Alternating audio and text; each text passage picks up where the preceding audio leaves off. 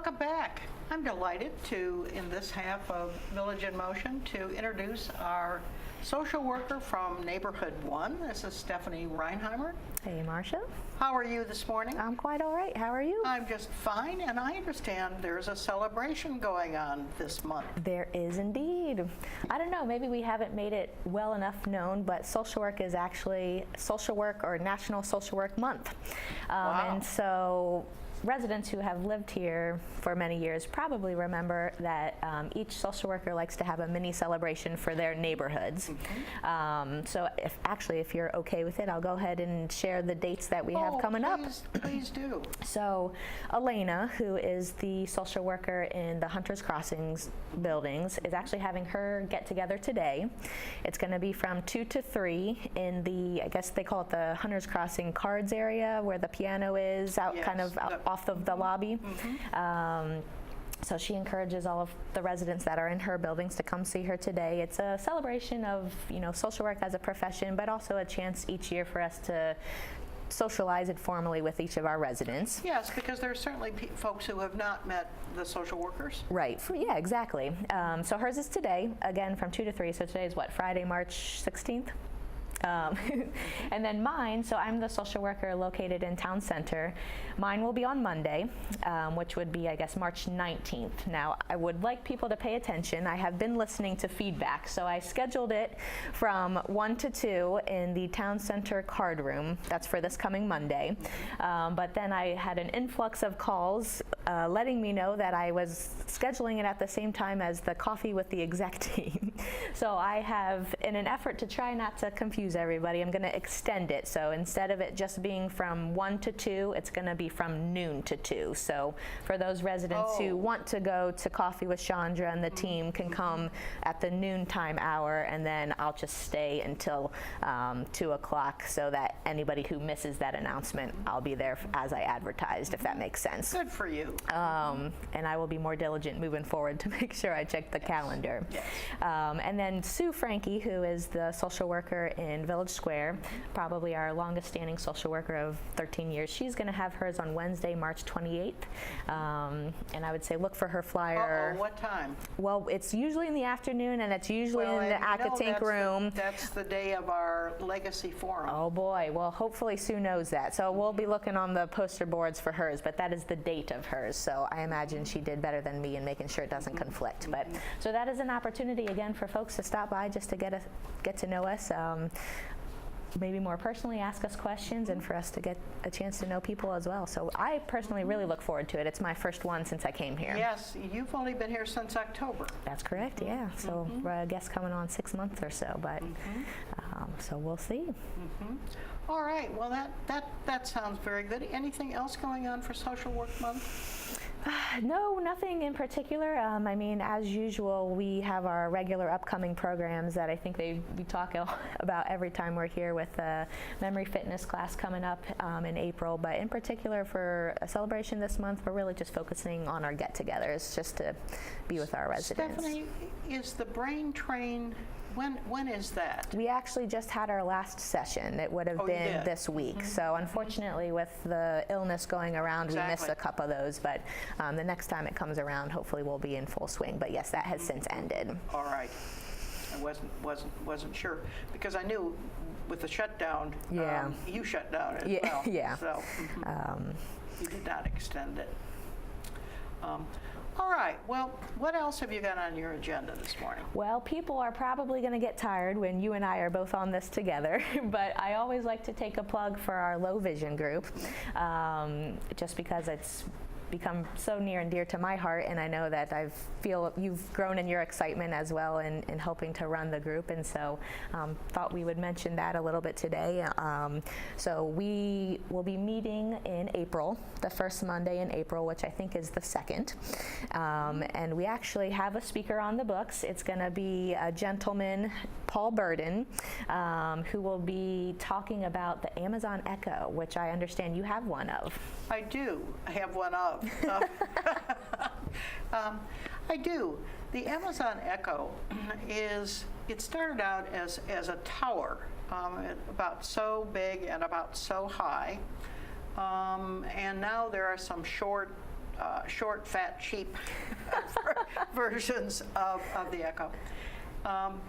It is an entirely verbal piece of technology. It's Alexa is the person like Siri and the iPad.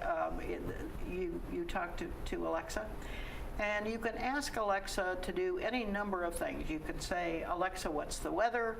And she'll say, in Fairfax today. And you can say, what's the weather for Thursday? And she'll say, in Fairfax it will be, snowing.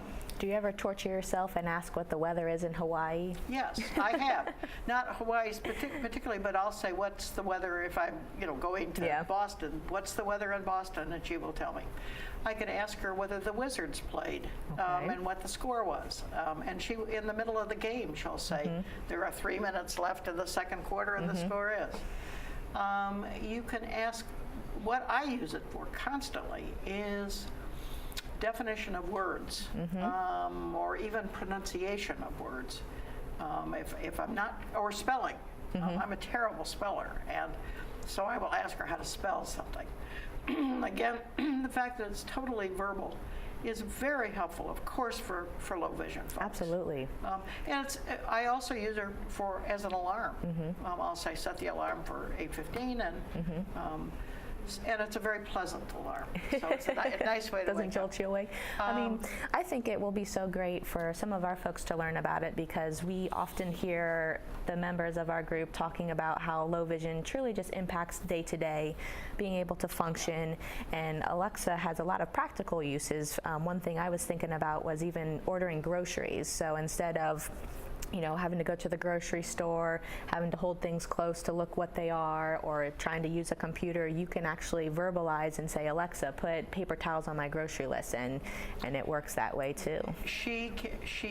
One of the local delivery services, of course, is Peapod. Right. And yes, there is a way to correlate with the Peapod list. I think your list has to be on the computer. Okay. But you can add or take away items. Stuff you had already entered in. Exactly. Okay. By telling her to change the list. Yeah. And I'm sure you could change the time or anything of that sort absolutely. too.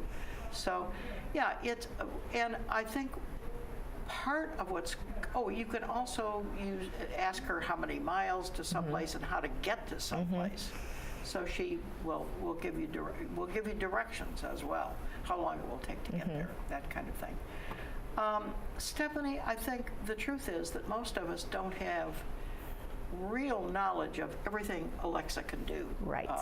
And this is what this fellow is going to be. He's a specialist, is that correct, in the Echo? He actually, the agency that he started was inspired. His mom had low vision, and so he really struggled with, how to assist her in adapting to that new life she had with low vision. And so when he found out about the Amazon Echo, his company kind of has created this service of teaching how the Echo works, and then also offering a service of setting it up and providing knowledge and all of the different things it has to offer. So you're absolutely right.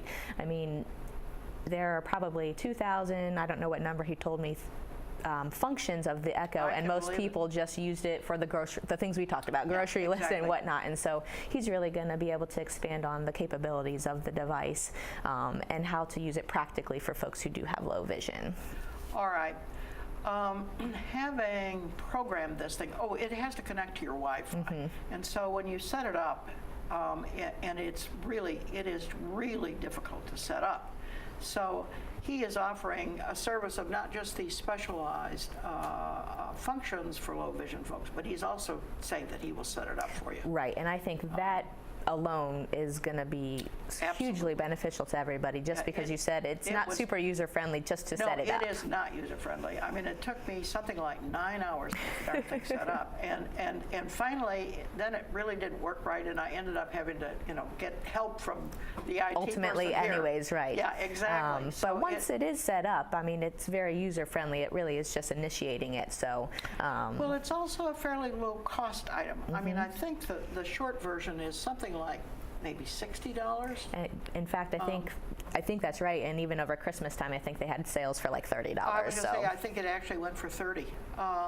Yeah, the large original version was and still is about 200, but so it's really pretty low cost. Right. His charge will be 150. Do I? I think that's accurate. Yep. Yeah, and believe me, it's going to be worth every penny. Right.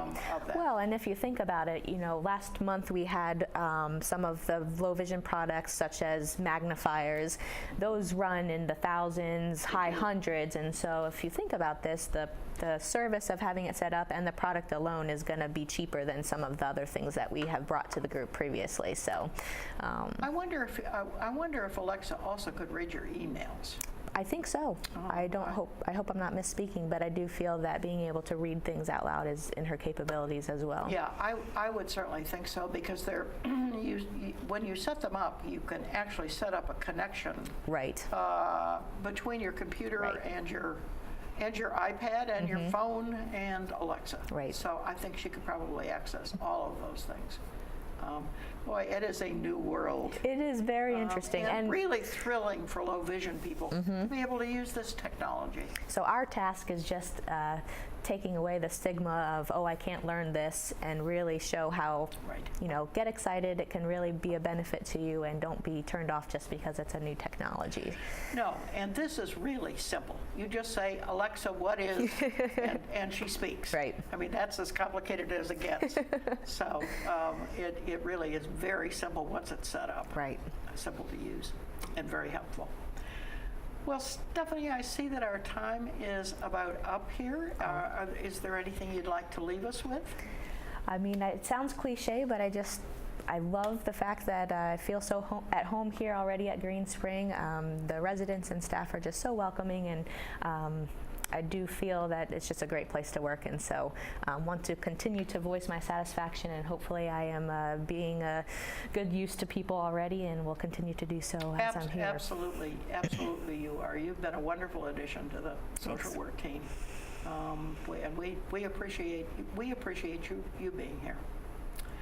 I'd also like to give a plug for the Exploring Your Legacy Forum. It's our second Exploring Your Legacy Forum, and it will be March 28th at 1:30 in the Hunters Crossing Conference Center. There will be cubby stuffers over the weekend, so you'll learn more about it. Stephanie, it was lovely to have you today. Thank you for coming, and we'll see you next month. All right.